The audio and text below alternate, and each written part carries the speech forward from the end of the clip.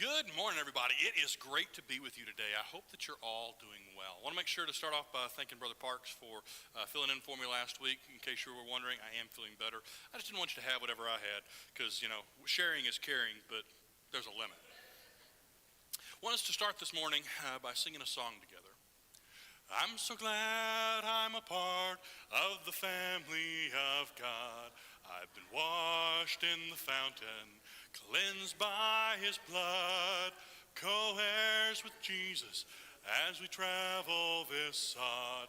For I'm part of the family of God. You will notice we say brother and sister around here. It's because we're a family and these folks are so near. When one has a heartache, we all share the tears and rejoice in each victory in this family so dear. I'm so glad I'm a part of the family of God. I've been washed in the fountain, cleansed by his blood, co-joint heirs with Jesus as we travel this sod. For I'm part of the family of God. Isn't it great to be part of the family of God? That term, family, it's a word rich with meaning, with memories and emotions. And we describe ourselves as the family of God. As Christians, we are the family of God, for Galatians tells us that we are children of God, that we are co-heirs of the promise. And so we talk in terms of being family. Here at Surprise, our motto is we try and be a place where strangers become friends and where friends become family. And I, for one, can attest that this is such a place, for you guys have become family to us. You've seen the birth of two of our children now. You're helping to watch our kids grow up and helping them to grow up. You've taken care of us and invited us in and become family to us. When we talk in terms of family, family is essential for fellowship. You're well aware by now that throughout the year of 2024, we're attempting to emphasize our need to join God's fellowship. For fellowship is our interactions, but it's joining in God's redemptive plan. That is, that it's helping to encourage one another to continue following God. It's trying to draw all people to God. It is joining in his plan to strive to bring redemption to all creation. And an integral part of fellowship is being family. When we say family, we don't simply mean the way we feel towards one another. For certainly we feel like family towards one another, but family can mean one of two things. There are two different types of family. There is family that we claim. That is the family that we choose to be around. It's that that friend who is closer than a brother. That person that we're really close to and we choose to kind of consider them to be family. Those individuals we consider to be close friends and family near us who we might or might not be related to, but those individuals that we choose because we like them. But then there's the family that we're connected to by blood or by law. It's the family that we're born into, or the family that we are adopted into, or perhaps the family that we marry into, the family that we are united by through blood or by law. And as Christians, we are united in both types of family. For we like one another and we choose to be around one another because we enjoy each other's presence, but also because we too are united by blood. We're united by the blood of Christ. When we choose to accept him, when we choose to be baptized and immerse ourselves or be immersed into him, when we choose to accept that which he offers, not only do we receive salvation, we receive the gift of the Holy Spirit and we receive a new family. A family united by blood, a family united by the Holy Spirit, a family united even into eternity. And so we have both types of family tied up in this idea of the family of God. And here at Surprise, we're a good family. But today I want us to look at how we might continue to be a fantastic family, but also to even grow in our ability to be family towards one another. First thing we are to do if we are to grow more in terms of family is to encourage one another, to be an encouragement towards one another. I'm reminded of Hebrews chapter 10, verses 24 and 25. And let us consider how to stir up one another to love and good works, not neglecting to meet together, as is the habit of some, but encouraging one another, and all the more as you see the day drawing near. This passage is often used, predominantly focusing on verse 24 of let us not neglect meeting together. It's often used to emphasize the importance of coming together as Christians as often as we can and not neglecting to be together. And certainly that's one of the great applications of this passage. And it's something we do have to talk about. For within our current society, there are some who have arrived at the conclusion that I don't really need the church. That I like Jesus, but I don't really like the church. Jesus described his followers as his family. He said that anyone who followed him was his brother, his sister, his family. Can you imagine walking up to somebody and saying, I like you. I think you're a great person. But your family? I can't stand those people. I really like you. I think you're a great person. I really like your personality. I really wish I could hang out with you more, but you're going to have to leave your family at home because I just can't stand them. And yet, when we say that I really like Jesus, if anyone were to say I really like Jesus, but I really can't stand the church, what we are in fact saying is I really like you, Jesus, but your family, I just can't stand them. Now, like any family, we have our good days and we have our bad days because we're humans. And none of us are perfect, and we're only here not because of our goodness, but because of his goodness and his perfection. And all of us fail, and at times we fail to interact as we should because we're human. And just like every family has its rough patches, so we have our rough patches too. But that doesn't mean that we get to choose to ignore Jesus' family and choose him, for it's a package deal. If we choose Jesus, we also choose his family. If we choose Jesus, we also choose to be around his family.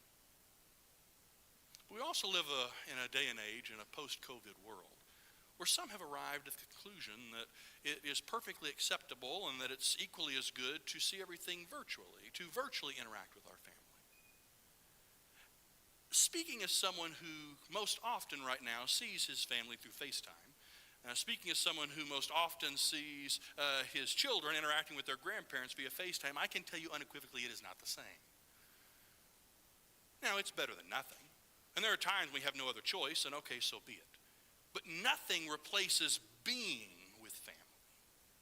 Nothing is as good as being there with your family in the midst of them, seeing them and hearing them and being just in their presence. And so while there may be times where it's necessary, we should be with one another because we are family. But notice why the Hebrew writer said it was so important to come together. Verse 25. Not neglecting to meet together, as is the habit of some, but encouraging one another. Encouraging one another. That we come together not merely to sit in the same pew and sit beside one another, and not merely to breathe the same air, but to encourage one another. When you hear the word encouragement, what comes to mind? Perhaps you think of standing on the sidelines, watching your child play whatever sport they might be, and go, you can do it, you're almost there, you are going towards the wrong goal now, go back the other way. Either way, perhaps you think of this idea of encouragement, of keep going, you can do it, great job. And that is an element of encouragement. And I kind of think that's the element of encouragement we see here in Hebrews. Of spur one another on, of keep going, you're almost there, you're doing great, don't stop now. But there's another type of encouragement. We see it in terms of that word, getting older.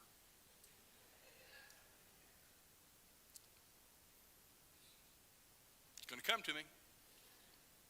Intervention, that's it. Knew there had to be. It was there, it just took a minute. That idea of intervention. For an intervention is whenever you come to somebody and say, you know what, you really ought to stop. And it's an element of encouragement. Not an element of encouraging and keep going, but you know better than that. And we see that in Galatians chapter 6. That text that we oftentimes quote of bear one another's burdens. But the context of that is bearing one another's burdens for someone who is stuck in sin and helping them to get unstuck. In other words, it's the having the conversation or being there. You know better than that. Why are you doing that? And that's encouragement too. And we're to have both aspects of encouragement within our family. For we're to encourage one another of keep going, you're doing great. But also to encourage one another, you know better than that. We don't do that in this family. I'm reminded of a story I came across. In September of last year, there was a cross-country meet that took place in Wisconsin that was heavily broadcasted on the news, not because of the cross-country meet itself, but what took place towards the end. Two young men, both from the same school, were running this cross-country meet almost towards the end, and they were in third and fourth place, respectively. Cooper and Ethan. And there in front of them, as they were about to cross the finish line, they could see the finish line in front of them when the second place runner crumpled. Apparently he just run too much and was just out of gas and out. Nothing was left in the tank. Rather than passing this young man and passing him and finally gaining better places, they chose instead to stop by him, pick him up, and make sure he made it to the finish line. They asked these young men later, why did you do that? Why did you stop to help this guy who crumpled right in front of you? Why not rush ahead and claim second and third instead of remaining third and fourth? And they said, well, we'd watched him run the entire game, the entire race. And he'd run such a good race and had given so much, he deserved to cross the finish line. And so they made sure that he did. As Christians, we are involved in a race. Paul likens it to a race that we are to run with all of our might so that we might make it towards heaven and receive the promise. But as Christians, our goal should be more than just simply to make it across the finish line ourselves. Our goal should be to make it across the finish line and bring as many as we can with us, especially making sure that our brothers and sisters make it across. Because just like any race, there are times when you're running well, and there are times when you feel great, and you feel like you run for forever. And there are times when not so much. There are times when things start to hurt, and you feel worn out, and you feel like there's nothing left in the tank. And it's those moments where we need our brothers and sisters to come up beside us and help make sure that we cross the finish line as well. That part of being family is encouraging one another. Both keep going, but also you know better than that. Not only are we to encourage one another, but we are to take care of one another. Reminded of Galatians 6. So then, as we have opportunity, let us do good to everyone, and especially to those who are of the household of faith. I wonder why he uses the word household. It's because we are a family. And what Paul talks about is that we are to look to do good to all who are around us, to shine the light of Jesus everywhere we can, but especially with regard to those who are in our family. John in 1 John 3 tells us that if we see one of our brothers or sisters in need, that if we see them in need of the world's good, that one of the ways we show love is by taking care of one another, by looking out for one another's needs. But not only is it a way that we show love, it's also one of the ways in which we are shaped to look more like God. If you got your Bibles, turn with me to 1 John chapter 4. And as you're doing that, I wonder, how many Bibles do we have? How many Bibles are there?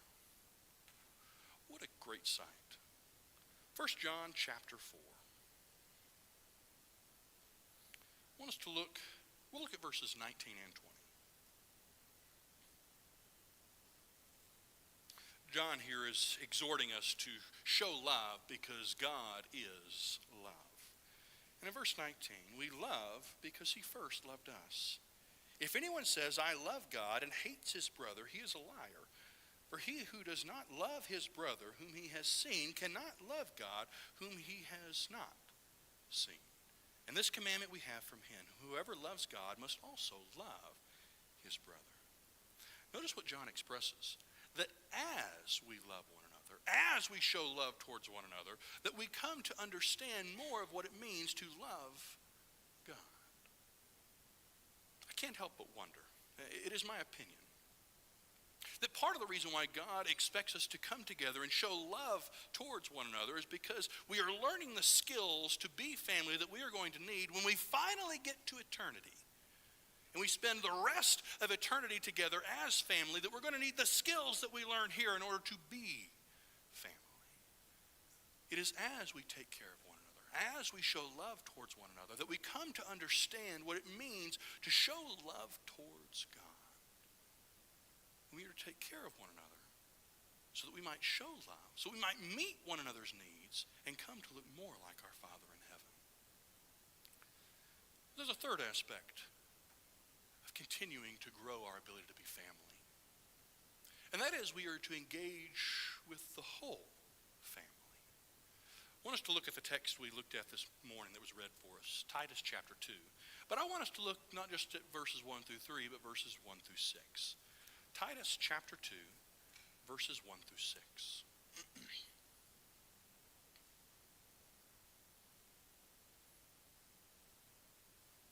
But as for you, teach what accords with sound doctrine. Older men are to be sober-minded, dignified, self-controlled, sound in faith and love and in steadfastness.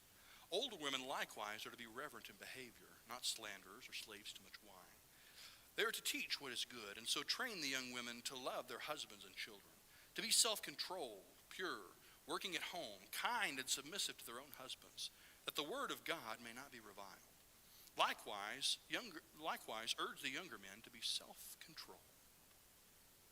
Notice the picture that is painted in verses 1 through 6. It's the picture of a family. For in our families, it is the older who teach the younger. It is parents who teach their children how to live. It is parents who teach their children how they are to exist within this world and how they are to treat one another. It's grandparents who teach their grandchildren what it means to be part of the family, who share the family stories from generations before. It's uncles and aunts who teach their nieces and nephews what it means to be cousins and what it means to interact. That within family, the older teach the younger how to live. But there is a danger within our society. A tendency at times that makes this a little harder to implement, or a danger to fully implementing this, I should say. And it looks like this. I don't know if you can see these or not, I hope you can, but there are 4 silos. And within our society, sometimes as churches, this is kind of what our ministry ends up looking like. Not so much a big circle with a family, but more in terms of silos. Because we live in a world where we tend to group in terms of, group. By age, by ethnicity, by race, by socio-economical standing. We tend to group together of people who think like us and are the same age we are, and the same way of thinking, and the same way of doing life. Now, don't get me wrong, there's nothing inherently wrong with coming together as groups, and there are times to come together as groups. But there are times when we as men need to encourage each other as men and talk about some of the challenges and struggles that men have. And there are times when women need to come together and encourage each other as women and talk about some of the challenges that women face. And there are times when teenagers need to go and do teenager things, interact with themselves, and learn what it means to be teenagers within this world. And there are times, you get the idea, there are times to group together. But what happens if all of our time is spent within our group? We come to look like this. Instead of being an entire family, we come to look like little silos, all who just kind of come together every once in a while and share the same air. And this particular danger is even greater here where we live, because just down the road is Sun City, and Sun City West, and Sun City Grand, and it's Promenade, right? I'm saying that right, aren't I? Now, don't mishear me. Those are great places, and I probably would like to be there too. But my observation is that there is an attitude that exists with those both in and those out. And at times those attitudes can seem to conflict. For those who are within those places can arrive at the conclusion that my time has already been. My time has already come. I've already done my time. It's somebody else's turn. And there's an element of truth to that. And those outside of those places can look at those locations and say, those people are so out of touch, they just need to leave it to others now. And both attitudes are wrong. And both attitudes have no place within the church. For as the church, we are a family. As a church, we are to embody the picture that exists here in Titus chapter 2 of older teaching the younger what it means to live. For there will never be a time when the there is not the need for the wisdom and the experience of those who are older and have learned how to live. There will never be a time when they cease to be needed, and there will never be a time when they retire from a responsibility to the family of God. And there will never come a time when those who are younger should stop listening to those who are older, who've learned what it means to live and what it means to be faithful to Christ, and how to live out Christianity within the regular flow of life. The challenge is that within our society, we tend to be grouped. So if we are to avoid this picture, it means we have to be intentional. Intentional about seeking out those who are in a different age bracket than we are. Those who are in a different socio-economical bracket than we are. Those who are in a different racial bracket than we are. That rather than just interacting with those who are in our group, we have to be intentionally going to find those brothers and sisters so that we might be a family and not a group of silos. And as we pursue family, as we pursue an attempt to be greater family together, we hope to redeem what the word family means. I started this lesson by saying that that word is rich with meaning, rich with memories, rich with emotion. For many of us, there is a balance, some good and some not so good. Moments when we experience great time with family and moments that were hard. But for some, when they hear the word family, when they hear the word father, mother, brother, sister, they're not flooded with warm feelings, but rather with pain because of the things that they have experienced within their family. Yet we serve a God who sent his Son to redeem the world. And that redemption goes even further than just merely our souls. It does include our souls, and thank God it does. But Christ not only redeems our souls, he not only redeems our eternity, he redeems our past, he redeems our future, he redeems our present. He even redeems our understanding of family. For Paul would call Timothy his son in the faith. He would say that Rufus's mother was his mother as well. And Christ on the cross would look at his mother and the disciple whom he loved, John, and would say, "Mother, behold your son. Son, behold your mother." Redeeming what family means. Because as we come together as family, as we gain surrogate brothers and sisters and grandparents and aunts and uncles and even surrogate parents, our understanding of what family means is able to be redeemed so that no, of course, it will never change the pain or the difficulty of the past, but our understanding of what family means can be redeemed as we choose to be family one towards another. I'm reminded of family reunions. Family reunions growing up, and I'm reminded of Aunt Ruby's Derby pie. It was really good, by the way. I'm reminded of spending time with cousins. I'm reminded of walking by and hearing my aunts and uncles and my grandparents talking about days gone by. I'm reminded of sitting there with grandparents as they recounted stories about great-grandpa so-and-so. And in that moment, as the kids played, as the grandparents were there interacting with them, as aunts and uncles were there, and we were all looking out for each other, we were family.